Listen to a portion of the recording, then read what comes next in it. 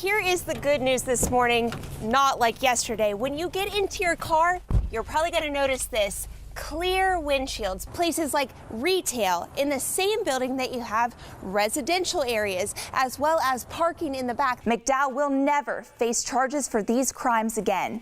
For him and his family, today is the day they've dreamed of for months.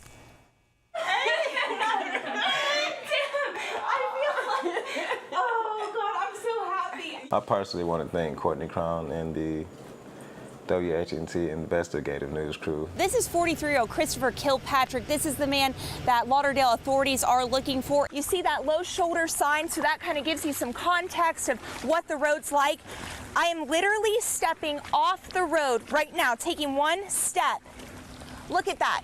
Already past that foot mark. And what you'll notice first is a lot of this dirt. We have seen a few cars kind of making their way to the right to be able to get through there at this intersection. Otherwise, you're going to be like the tractor trailers you see right there. You can see there's still glass lying right here, glass from the door of this attempted burglary.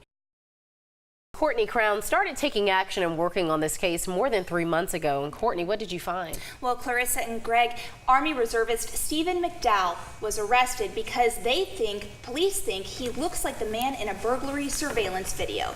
But Stephen always said, "It's not me." This case continued to unfold until this afternoon. An incredible source gives a case-breaking tip, new warrants are issued, and an innocent man walks free. Now, before we get into those details, we want to show you the story just as we intended to air it, so you can get a sense of the stakes involved. This man burglarized both Huntsville Utilities and a pawn shop on Blue Spring Road on May 1st, 2016. This is a picture of the man Huntsville police arrested, Stephen McDowell, and this is the perpetrator.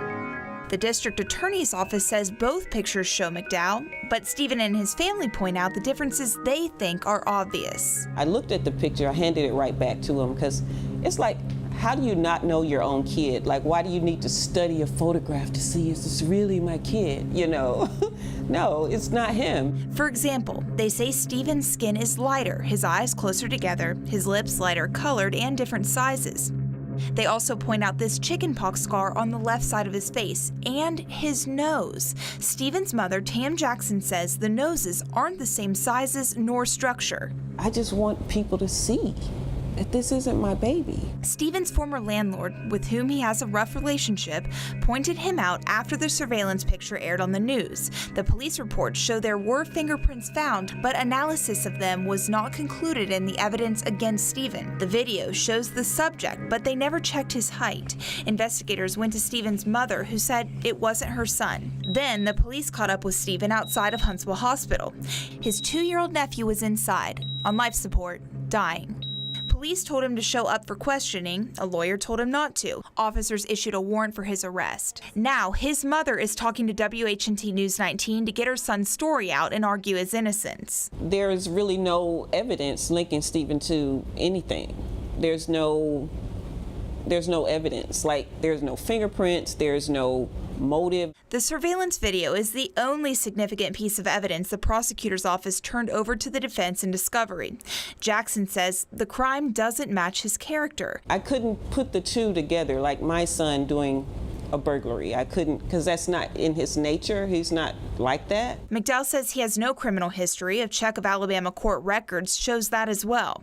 He serves in the U.S. Army Reserves, did a tour in Afghanistan, has a wife and a job. McDowell and his family haven't pinpointed where Stephen was during the time of the crimes, but they argue innocent people don't track their every move. We're not criminals. We don't live our lives trying to figure out, hey, can you make sure you tell so-and-so I was over here at so-and-so a time? We just live. When word of our story started getting around, things started changing for McDowell. 2 days ago, the district attorney's office decided not to prosecute, but Stephen would still have to wait 5 years for the charges on his record to go away. Less than 12 hours ago, the state signed off on a court order to dismiss the case with prejudice, meaning McDowell will never face charges for these crimes again. For him and his family, today is the day they've dreamed of for months.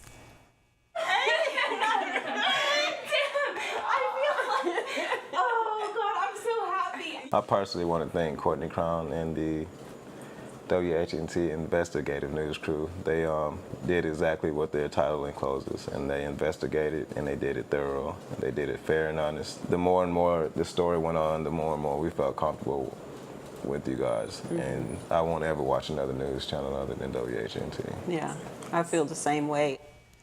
And we aren't finished taking action yet. We're going to follow this case until McDowell's charges are wiped from his record. All right, Courtney, now the dismissal of this case isn't the only big news we want to share tonight.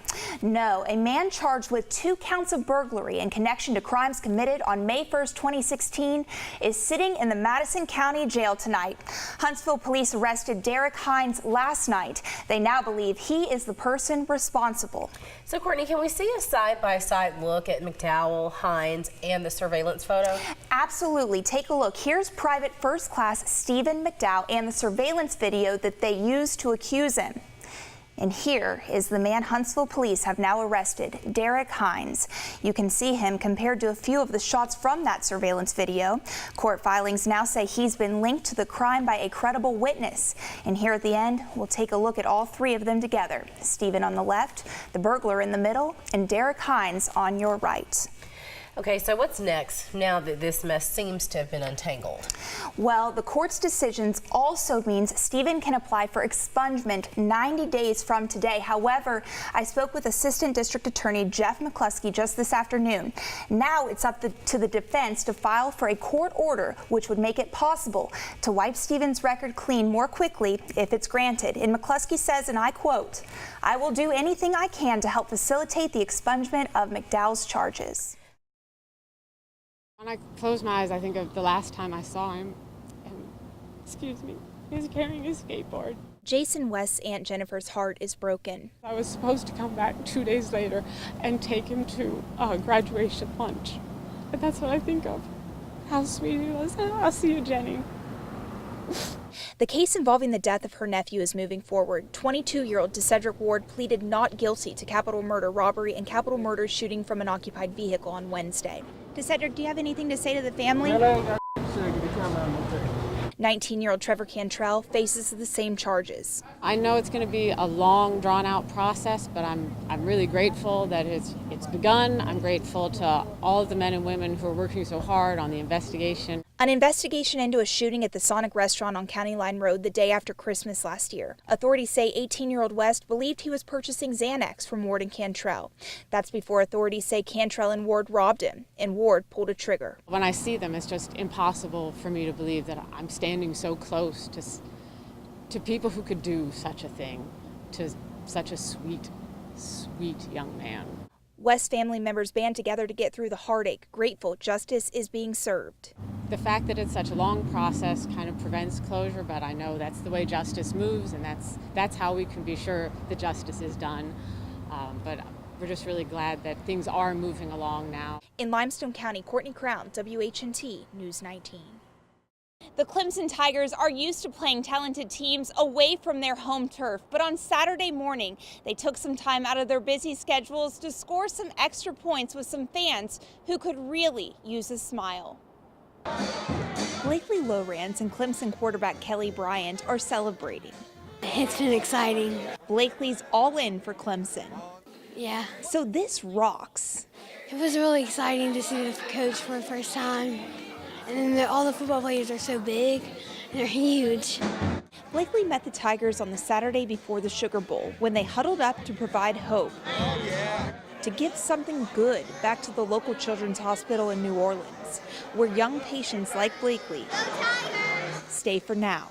Just to be from here and go into the hospital and see those kids and just putting a smile on their face, it means so much to them. In the midst of a week full of practice before the big game, Clemson head coach Dabo Sweeney says this gathering is a good practice for the game of life. I think it's important to always have great perspective. A chance to remember their reality is another person's dream. And there's somebody every day literally praying for what we take for granted, whether it's to be able to get up out of a chair, take another breath, whatever it may be, walk down a hall, much less have the ability to go play football. On one day, for mere minutes, a group of children taught these college football all-stars life lessons on their home field. The best day ever. It's just all God's work.